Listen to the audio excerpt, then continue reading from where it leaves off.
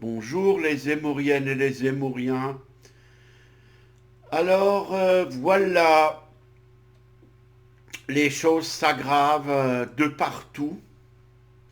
Nous avons une Amérique en faillite et j'ai noté là, 24 000 milliards de dettes ont été faites durant le confinement. L'État américain est endetté de 28 000 milliards de dollars et les produits dérivés sont de 1 200 000 milliards de dollars. Ce sont des chiffres abyssaux et l'Amérique sait très bien qu'elle va s'effondrer. Donc elle va provoquer cette guerre en Ukraine avec la Russie pour ne pas avoir à éponger des dettes. Une guerre, ça met toujours fin à des faillites économiques. Souvenez-vous, 1923, l'Allemagne s'effondre. 29, il y a la crise, et ainsi de suite. Et donc, ça va amener les nazis au pouvoir, tout le monde sait cela. Et les Américains vont investir dans le matériel de guerre et dans la reconstruction de l'Europe, exactement comme en 14-18. Si l'Europe connaîtra, connaissait bien sûr, si j'utilise ainsi, euh, le sort de l'Union soviétique durant la Seconde Guerre mondiale, 17 millions d'immeubles de détruits, 20 millions de morts. Donc ça rapporterait des sommes absolument colossales aux Américains qui, une fois de plus, prêteraient de l'argent aux Européens. Je ne sais pas si j'ai raison, mais j'ai l'impression que c'est ça qui se joue en arrière-plan. Alors, il faut présenter évidemment la Russie comme une dictature. Les États-Unis d'Amérique n'en sont pas. Et il faut provoquer ces Russes, les amener à envahir l'Ukraine pour se protéger. Et à partir de ce moment-là, ce qui va se déclencher, c'est que déjà l'Europe va connaître la famine, puisque une bonne partie du blé que nous mangeons tous les jours sous forme de pâtes et de pain vient d'Ukraine. Si l'Ukraine ne peut plus produire de blé, la Russie aussi en produit pas mal, les pays du Moyen-Orient qui sont déjà rentrés en révolte lors des printemps arabes, justement à cause de l'explosion des prix des céréales, eh ben, forcément, c'est ce qui nous attend. La deuxième chose qui nous attend, même si la Russie euh, ne répond pas aux provocations ukraino-américaines, euh, ce qui nous attend, c'est la chute complète de l'économie occidentale. Les Russes veulent être payés en roubles, veulent être payés en tout sauf en dollars, et les Chinois pareil. Donc si vous voulez, sur le plan économique, ils sont en train de faire une alliance. Et dès que vous faites une alliance contre les États-Unis, regardez le sort de Saddam Hussein, de Kadhafi, etc. euh, ces chefs d'État-là voulaient faire un dollar musulman, en quelque sorte, hein, ou dollar du Moyen-Orient. Eh ben, les Américains ont foutu un sacré bazar. Ils ont profité donc de la hausse des prix du blé en 2010 à cause de très mauvaises conditions météorologiques, d'été extrêmement brûlants, pardon. Et donc, c'était l'élément déclencheur, mais ils ont tout de suite envoyé des bonhommes pour organiser toutes ces révoltes. Bon, alors, oh, vous allez me dire, c'est complotiste, c'est la paranoïa et tout ça. Non. Euh, j'ai acheté un bouquin, alors comment ça s'appelle? Ah oui, Confession d'un tueur économique, de John Perkins. J'ai lu ce bouquin qui m'a marqué parce qu'il explique comment il était payé par les États-Unis pendant 40 ans. Ben, il a eu du remords en fin de vie, ce monsieur Perkins. Comment il était payé pour déstabiliser les pays, faire assassiner des chefs d'État qui étaient contre les États-Unis. Ils ont pratiqué ça durant tout le XXe siècle, ce genre de procédé pour avoir le pouvoir du monde. Vous allez me dire, ça, qu'est-ce que ça a à voir avec Zemmour? Ben, l'hyperinflation, on va la connaître probablement en 2023, disent les économistes de la Deutsche Bank et autres. Et elle a déjà commencé, mais vous savez, c'est comme une boule de neige qui commence une avalanche, hein. À la fin, ça écrase tout le monde en dessous. Donc là, c'est 4,2% en un an, grosso modo, sur l'Europe, hein. Et l'année prochaine, ça pourrait atteindre les 30-40%. Donc le prix de carburant, du carburant, pardon, euh, vous allez le payer 7, 8, 9, 10 euros, si ce n'est pas plus. Si une guerre est déclarée contre la Russie ou si l'Ukraine commence à devenir le champ de bataille, votre pain, vous allez le payer 20 ou 30 euros, la baguette. Bon, vous voyez les conséquences pour les plus pauvres, donc il y aura forcément des émeutes. L'autre phénomène, c'est avec la migration massive. Euh, ces gens-là ont toujours une réponse extrêmement agressive. Vous le voyez, lorsque les gilets jaunes ont manifesté, la plupart des gilets jaunes étaient des gens extrêmement pacifiques. Il y a eu à l'intérieur de ces mouvements des casseurs, politisés à l'extrême, mais la plupart des gens étaient extrêmement bienveillants et gentils. Donc, en banlieue, quand vous avez un problème, eh ben, c'est 10 fois plus violent et tous les policiers le savent, à l'égard de la police, etc. Donc, imaginez-vous une Europe déjà où il y a 80 millions de musulmans, dont 50 millions ne travaillent pas. Ce sont les chiffres européens. Et ces 50 millions qui ne travaillent pas, parce qu'il va se passer s'ils n'ont plus de revenus de l'État, eh ben, ça va être la révolution, ça va être la guerre civile. Ça va être des émeutes extrêmement violentes, d'autant plus que ces gens-là sont armés. Même notre cher ami Mélenchon l'a reconnu qu'il y avait 15 ou 18 millions, je ne sais plus le chiffre qu'il a donné, euh, de Kalachnikov dans les banlieues. Les banlieues sont armées jusqu'aux dents. Donc bah, la question qui se pose, est-ce que déjà, qui a organisé tout ça? Qui a laissé faire pendant des années et des années? C'est depuis Mitterrand qu'on laisse faire. Et depuis Mitterrand, comment dire ça? Les politiciens sont des experts, ils ont tous un CAP en maquillage.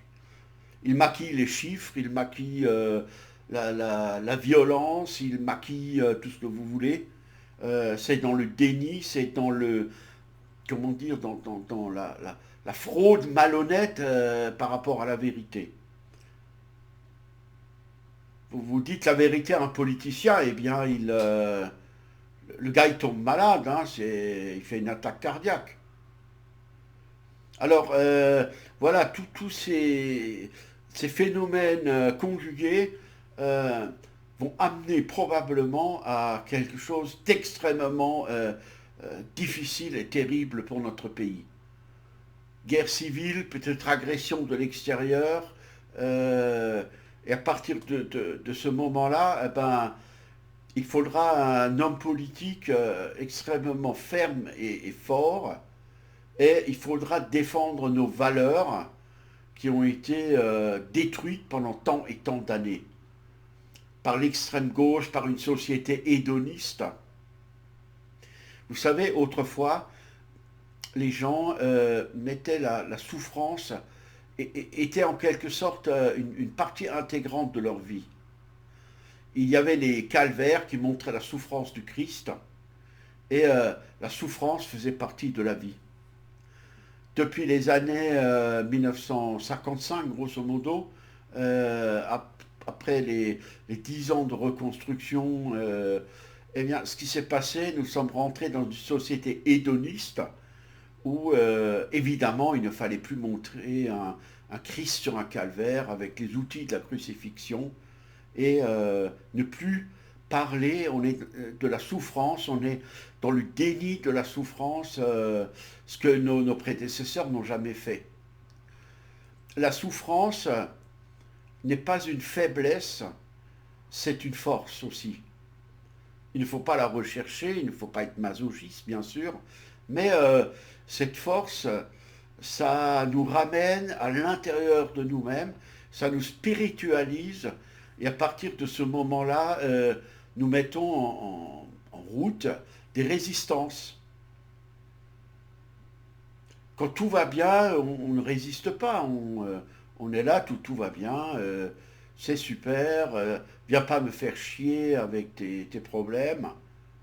On en est encore là. Euh, Regardez tous les coachs qui vous aident à progresser dans votre moi très individualiste, parce que c'est ça, hein, comment dire, se perfectionner dans tous les sens du terme, sur le plan personnel, etc. Ça se fait souvent pour ces coachs à, à l'instar quelquefois des autres. Hein. Pourvu que vous soyez bien, bon, les autres, fuyez les gens qui sont négatifs.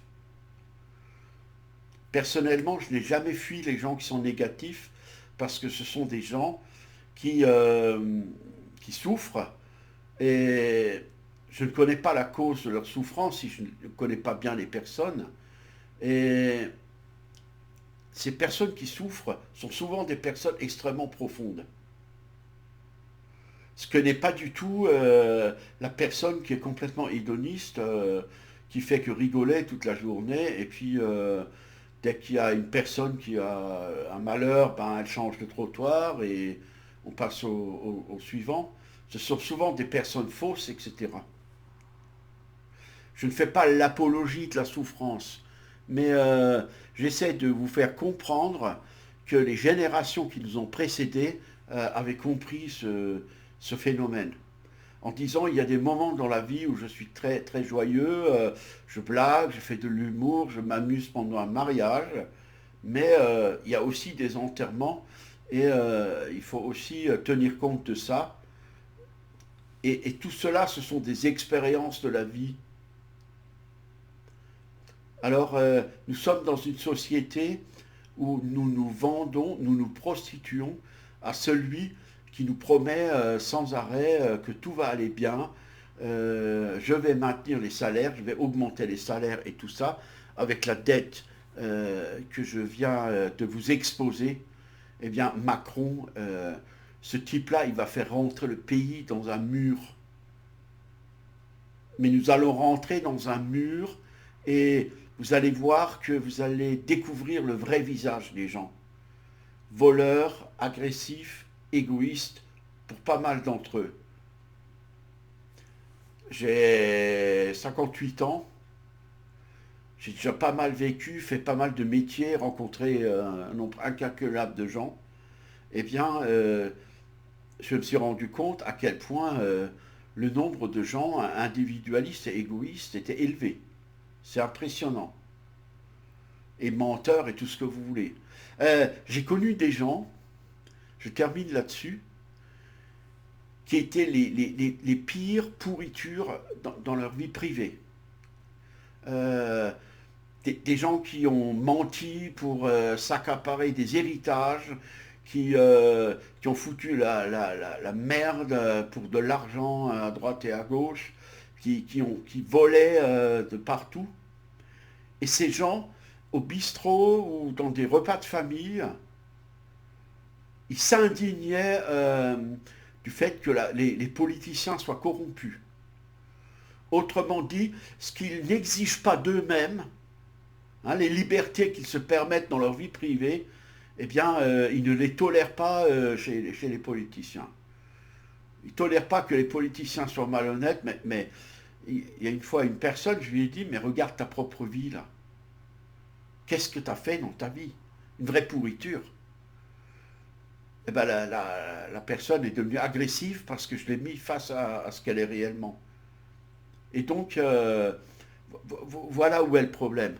Il faut essayer de choisir un homme politique qui est au minimum euh, dans une phase honnête avec lui-même, dans, dans ses relations avec les proches, et il sera forcément aussi honnête dans ses relations envers l'État, et ce sera un homme de service. Parce que ben, la politique, ce n'est plus des services, c'est nous qui devons rendre des services aux politiciens. Et eux, ben, ils ne nous rendent pas des services à nous. Puisque l'université d'Osnabrück a fait une grande enquête sur les lois, en Allemagne, mais c'est pareil en France, et il en est ressorti que 99% des lois sont des lois faites pour les riches. Il n'y a quasiment pas de loi pour les pauvres. Ce sont toujours pardon, des lois qui, euh, qui permettent aux riches d'avoir le pouvoir, etc. Et de le garder, bien sûr. Parce que les lois sont faites par des gens qui, dans la grande majorité, sont des bourgeois et des gens qui ont évidemment un patrimoine que la plupart d'entre nous n'a pas. Voilà. Donc, ce que je voulais dire, dernière chose, dans toute cette fraude gigantesque, fraude morale, fraude de tous les côtés économiques, fraude juridique dans les parlements, ce qui se passe aussi, c'est que je suis stupéfait de la crédulité des gens face aux sondages. Macron est déjà donné vainqueur partout. C'est tout juste s'ils ne mettent pas qu'il va avoir 60% des voix au premier tour. Tellement ils sont dans la fraude. À partir de ça, ils savent très bien, ces gens de l'ingénierie sociale, euh, ils savent très bien qu'il y a à peu près 30% des gens qui votent par rapport à ce que disent les sondages. C'est malheureux à dire, mais beaucoup de gens votent comme ça.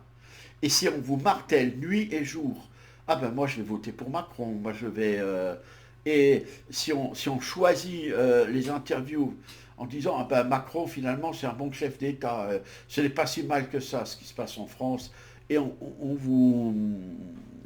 Comment dire ça, on vous serine ça pendant des mois, bah, bon, c'est de la fausse publicité, c'est de la publicité mensongère et ainsi de suite, mais ils n'en sont pas à ça près, puisque nous vivons dans des États complètement cyniques, où un nombre incalculable de psychopathes font de la politique, donc des psychopathes n'ont aucune ni morale, ni remords, ni sens de la responsabilité, ni quoi que ce soit, donc ni empathie évidemment devant la souffrance d'autrui. Et bah, ce qui se passe, c'est que nous, nous, nous les votons parce que ces gens-là se présentent réellement comme des singes dominants. Ils sont agressifs, ils sont sur la branche la plus élevée. Euh, Ils se déplacent de branche en branche, ils nous chient dessus et on les remercie pour la merde qu'on se prend sur la tête. C'est impressionnant comment l'être humain fonctionne. Et dans les semaines ou les jours à venir, il y aura sûrement un attentat le chef de l'État ukrainien va être abattu ou il y aura un truc dans ce genre-là. On va accuser les Russes de l'avoir fait. Il faut toujours un prétexte, évidemment. Et comme l'incendie du Reichstag, comme ceci, comme cela, l'assassinat de l'archiduc d'Autriche, un nombre incalculable de guerres et de conflits ont commencé comme ça. Il faut le prétexte, l'élément déclencheur.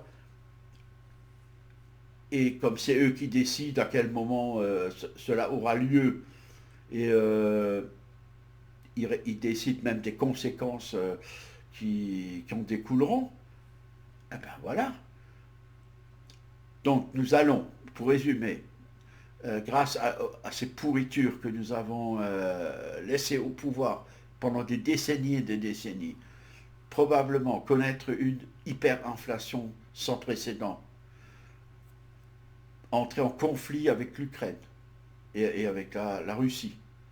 Ça va provoquer des émeutes, et ces émeutes vont être matées avec une férocité sans précédent, parce que Macron a déjà montré ce qu'il est capable de faire, et à mon avis, ce n'est rien encore. Hein.